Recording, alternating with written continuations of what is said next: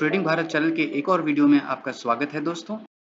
Two wheeler, four wheeler और heavy motor vehicles के भारत के दिग्गज निर्माताओं में से एक आयशर मोटर के भी हमारे पास क्वार्टर टू के रिजल्ट्स आ चुके हैं दोस्तों, जहां पर हमें प्रॉफिट्स में ईयर ऑन ईयर बेसिस में 55% की बढ़त देखने को मिल रही है, जबकि प्रॉफिट का एक्चुअल अमाउंट 1016 करोड़ रुपए रहा। डिटेल्ड एनालिसिस में हम देख सकते हैं दोस्तों कि कंपनी ने ईयर ऑन ईयर बेसिस में रेवेन्यू में 17% के आसपास, जबकि ईबिरडा में 32% की बढ़त करके दिखाई है। नेट प्रॉफिट में भी 55% के आसपास की बढ़त देखने को मिल रही है, जो कि हमें न्यूज़ आर्टिकल्स में भी बताया गया था। क्यू ऑन क्यू बेसिस में अगर बात करें दोस्तों, तो रेवेन्यू में 3.25% के आसपास, ईबिटडा में 6.5% और नेट प्रॉफिट में 10% के आसपास की बढ़त हमें कंपनी के परफॉर्मेंस में देखने को मिल रही है। तो इस तरीके से हमें ईयर ऑन ईयर बेसिस में भी ग्रीन सेंटिमेंट देखने को मिल रहा है और साथ ही साथ क्वार्टर ऑन क्वार्टर बेसिस में भी ग्रीन सेंटिमेंट यानी पॉजिटिव सेंटिमेंट देखने को मिल रहा है। नवंबर महीने की शुरुआत से ही हमें आयशर मोटर्स के स्टॉक के प्राइसेस में अच्छी तेजी देखने को मिली है। 1 नवंबर को ₹3,282 के प्राइस से चलता हुआ ये स्टॉक पिछले 10 दिनों में ₹3,547 तक पहुंच चुका है।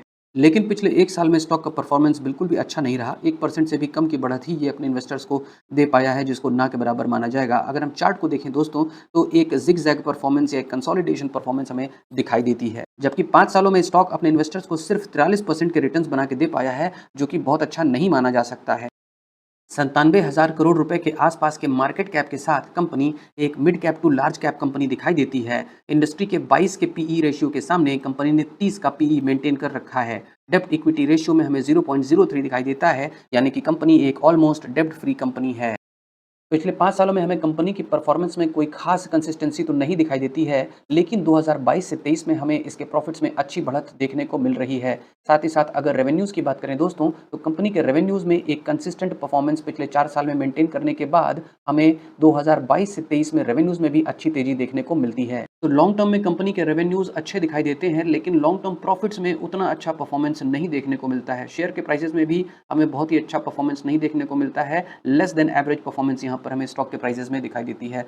जबकि Q2 रिजल्ट्स जो कि इस बार के क्वार्टर्स के आए हैं, वो हमें काफ़ी अच्छे दिखाई दे रहे हैं। हाँ, ऐसी उम्मीद तो की जा सकती है कि इन अच्छे रिजल्ट्स की वजह से कंपनी के स्टॉक के प्राइसेज़ में कुछ तेज़ी देखने को मिलेगी। वो तेज़ी बरकरार रह पाएगी या नहीं, शॉर्ट टर्म तक रहेगी या लॉन्ग टर्म तक रहेगी, ये देखने वाली बात होगी दोस्तों।